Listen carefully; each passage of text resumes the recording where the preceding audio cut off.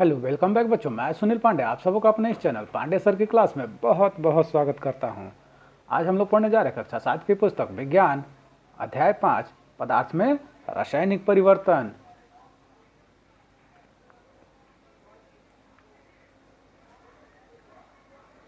तो आइए अध्याय शुरू करते हैं। जैसा कि आपने देखा होगा, खुरपी, कुल्हाड़ी, चिमटा आदि को हवा में कुछ दिनों तक खुला रख देने पर उनमें जंग लग जाती है।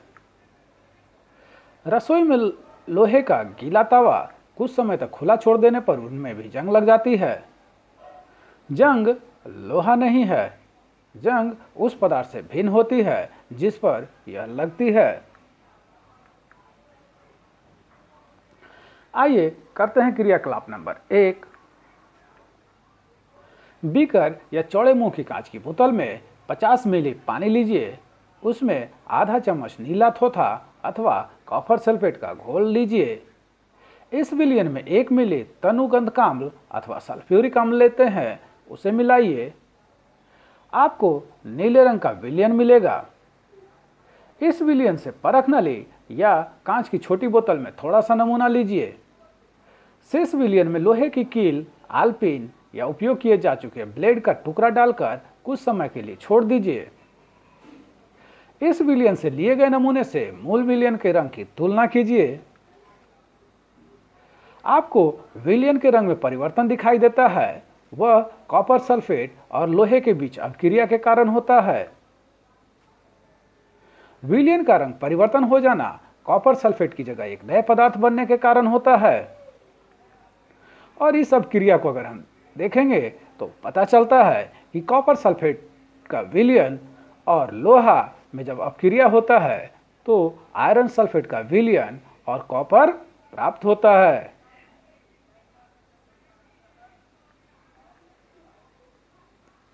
आइए अब करते हैं क्रियाकलाप नंबर 2। चित्र में दिखाए तरीके से खाली रिफिल को साइकिल के वाल्व, ट्यूब या रबड़ की नली से जोड़कर इस प्रकार सजाइए कि रिफिल का खुला सिरा सीसी या परख नली में लगे रबड़ के ढक्कन में से आर पार होकर सीसी या परख नली के अंदर जाकर खुले। सीसी में 1 चुटकी भर खाने का सोडा और नींबू का रस डालिए। नींबू का रस इतना डालिए कि खाने का सोडा उसमें डूब जाए। सीसी के मुंह पर रिफिल वाला रबड़ ढक्कन कसकर लगा दीजिए। अब सीसी में हो रही क्रिया को ध्यान से देखिए, क्या उसमें कोई गैस बन रहा है?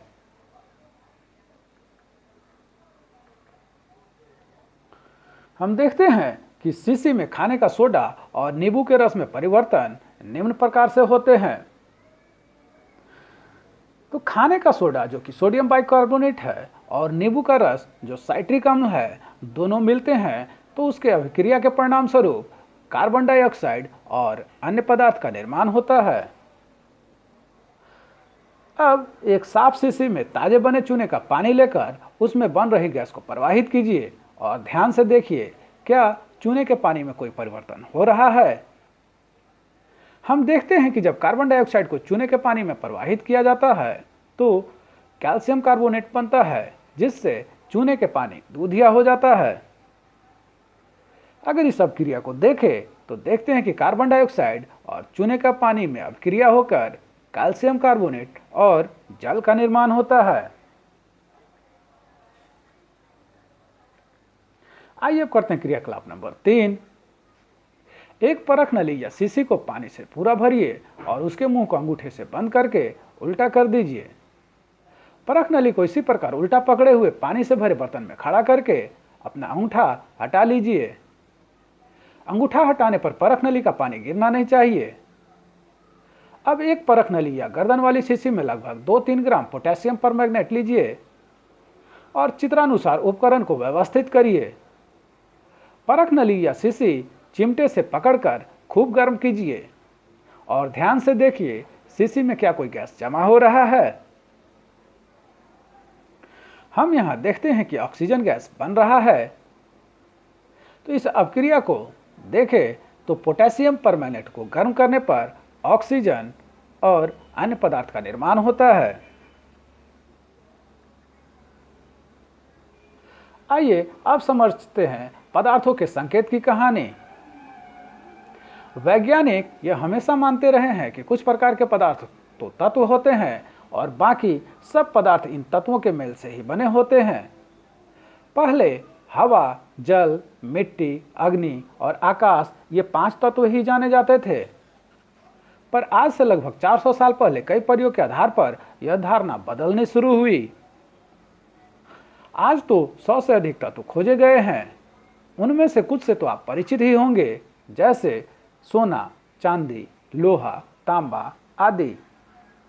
कुछ तत्व तो गैस के रूप में ही मिलते हैं, जैसे ऑक्सीजन, हाइड्रोजन, नाइट्रोजन आदि।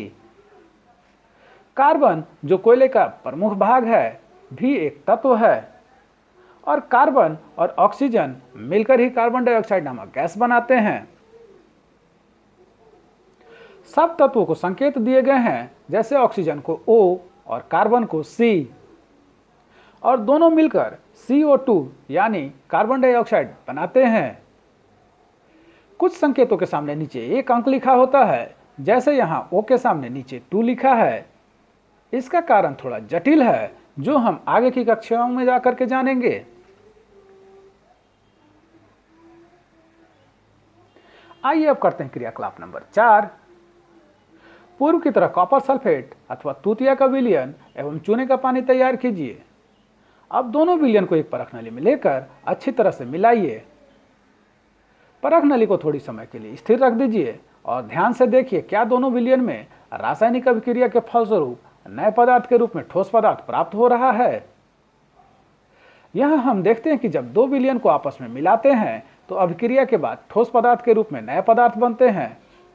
इस ठोस पदार्थ को अवक्षेप और इस प्रक्रिया को अवक्षेपन कहते हैं। जैसे कि यहाँ अभिक्रिया दिया हुआ है, कॉपर सल्फेट और चूने के पानी को जब मिलाया गया तो copper hydroxide plus calcium sulphate का निर्माण हुआ। अब पुनः इस परख नली को गर्म करते हैं। गर्म करने पर अवक्षेप में उपस्थित कॉपर हाइड्रोक्साइड एक नया पदार्थ कॉपर ऑक्साइड बनाता है और जिसका रंग काला होता है। तो अभिक्रिया में यह दिखाया गया कि कॉपर हाइड्रोक्साइड को गर्म करने पर कॉपर ऑक्साइड प्लस जल का निर्माण होता है, जो कि एक काला अवक्षेप प्राप्त होता है।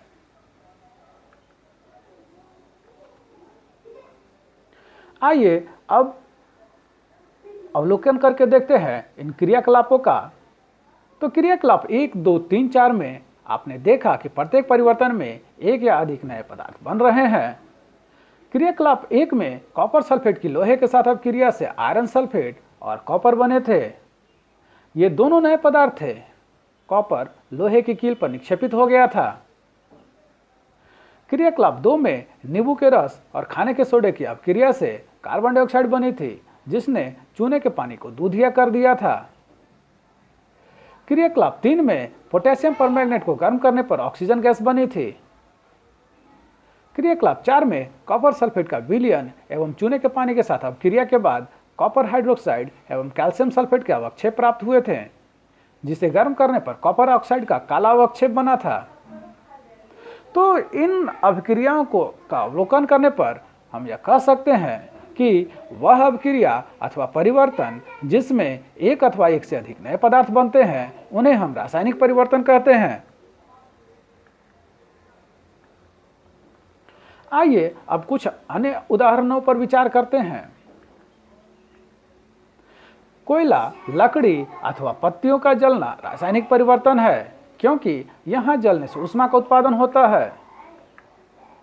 पटाखों का विस्फोट एक रासायनिक परिवर्तन है, क्योंकि यहां विस्फोट से ऊष्मा, प्रकाश, ध्वनि और अरुचिकर गैसें उत्पन्न होती हैं। जब भोजन सामग्री बासी हो जाती है अथवा सड़ गल जाती है, यह एक रासायनिक परिवर्तन है, क्योंकि दुर्गंध एक अरुचिकर गैस इसमें उत्पन्न हो रही है। अब फल या सब्जी को काटकर छोड़ देते हैं तो उस पर भूरा रंग बन जाता है। यह भूरा रंग एक रासायनिक परिवर्तन है, जो फल या सब्जी के उत्तक का हवा के साथ ऑक्सीजन के साथ अभिक्रिया के कारण बनता है।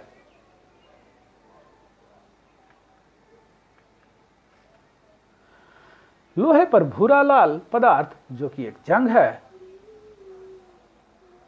आपने चापाकल के नट, खिड़की के छड़ आदि पर भूरा लाल रंग के पदार्थ जमा देखे होंगे। इस भूरा लाल पदार्थ को जंग कहते हैं। यह एक ऐसा परिवर्तन है जो लोहे के वस्तुओं को प्रभावित करता है और धीरे धीरे उन्हें नष्ट कर देता है। जंग लगने के लिए ऑक्सीजन और जल अथवा जलवाष्प दोनों की उपस्थिति अनिवार्य है। हम जंग लगने से रोकथाम कैसे करते हैं? तो लोहे की वस्तुओं को ऑक्सीजन अथवा जल अथवा दोनों के संपर्क में आने से बचाकर वस्तु में जंग लगने से बचाया जा सकता है। लोहे के पदार्थ पर पेंट, ग्रीज की परत चढ़ाकर या क्रोमियम अथवा जस्ता जैसी किसी धातु की परत चढ़ाकर वस्तु में जंग लगने से बचा सकते हैं। लोहे पर जिंक की परत चढ़ाने की प्रक्रिया यसदलेपन अथवा गैल्वेनाइजेशन कहलाती है। स्टेनलेस स्टील लोहे में कार्बन और क्रोमियम, निकेल तथा मैग्नीज जैसी धातुओं को मिलाकर बनाया जाता है और इसमें जंग नहीं लगता है। आइए अब करते हैं क्रियाकलाप नंबर 7। एक शीशी में 5 मिली पानी लीजिए, इसमें 1 ग्राम फिटकरी डालिए। यदि फिटकरी पानी में नहीं घुलती है तो शीशी को गर्म कीजिए और फिटकरी के घुलते ही इस शीशी को पानी से भरे एक बर्तन में ठंडा होने के लिए रख दीजिए। 1 घंटे बाद बोतल को ध्यान से देखिए। यदि फिटकरी का रवा नहीं बना तो फिटकरी को एक छोटे टुकड़े को धागे के सहारे फिटकरी के विलियन में लटका दीजिए, जैसा कि चित्र में दिखाया गया है। यहाँ हम देखते हैं कि कोई नया पदार्थ नहीं बना, बल्कि फिटकरी ही प्राप्त हुआ। आइए अब करते हैं क्रियाकलाप नंबर 8। एक गुब्बारा लीजिए, उसे फूंकिए, उससे गुब्बारा फूल जाएगा। उसका आकार एवं आकृति बदल जाती है। अब गुब्बारे का मुंह खोलकर हवा निकाल दीजिए। गुब्बारे का आकार एवं आकृति फिर बदलकर पुराने अवस्था में आ जाती है। यहाँ हम देखते हैं कि कोई नया पदार्थ नहीं बना, बल्कि गुब्बारा ही प्राप्त हुआ। आइए अब करते हैं क्रियाकलाप नंबर 9। आपने घर में पतीले में चावल पकाते हुए देखा होगा। क्या चावल पकने के दौरान आपको पतीले से भाप निकलती दिखाई देती है? जब हम इस भाप को ठंडा करते हैं तो यह पुनः पानी में बदल जाती है। यहाँ हम देखते हैं कि कोई नया पदार्थ नहीं, बल्कि पानी ही प्राप्त हुआ। तो इन क्रियाओं को देखकर हम यह कह सकते हैं कि वह परिवर्तन जिसमें पदार्थ के आकार, आकृति, रंग और अवस्था जैसे भौतिक गुण में परिवर्तन आता है, उसे हम भौतिक परिवर्तन कहते हैं। और ऐसे परिवर्तन में कोई नया पदार्थ नहीं बनता है। आइए तो अंत में देखते हैं कि हमने क्या सीखा।